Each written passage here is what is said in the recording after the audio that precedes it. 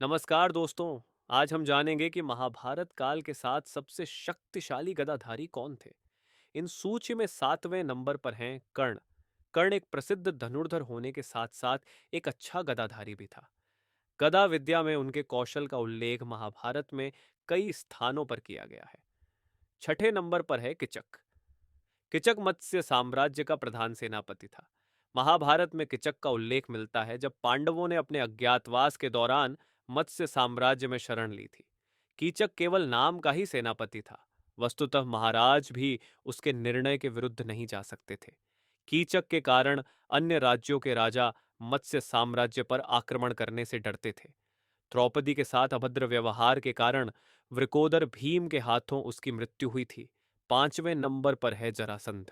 जरासंध मगध साम्राज्य का राजा था।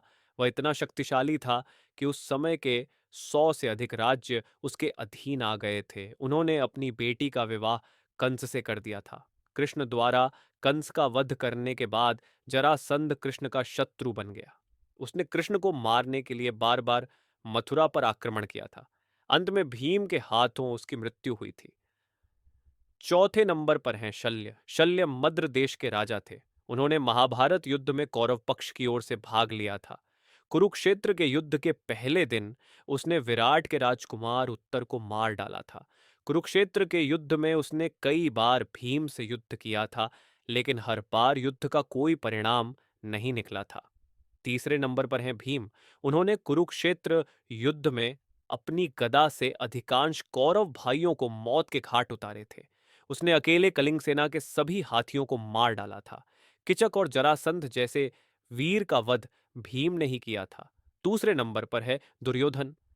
भीम की शारीरिक शक्ति दुर्योधन से कहीं अधिक थी, लेकिन गदा कौशल में दुर्योधन भीम से आगे था। पहले तो दोनों गदा चलाने में लगभग बराबर थे, लेकिन पांडवों के वनवास के दौरान भीम ने अपना अधिक समय तीरंदाजी का अभ्यास करने में लगाया, जबकि दुर्योधन ने अपना सारा समय गदा चलाने में लगाया। इसलिए कुरुक्षेत्र युद्ध के अंतिम दिन भीम दुर्योधन से हार गए थे।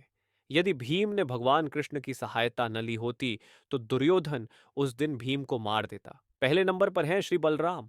बलराम जी न केवल महाभारत काल के बल्कि द्वापर युग के महानतम गदाधर थे। उनकी असीम शक्ति के कारण उन्हें बलदेव भी कहा जाता है।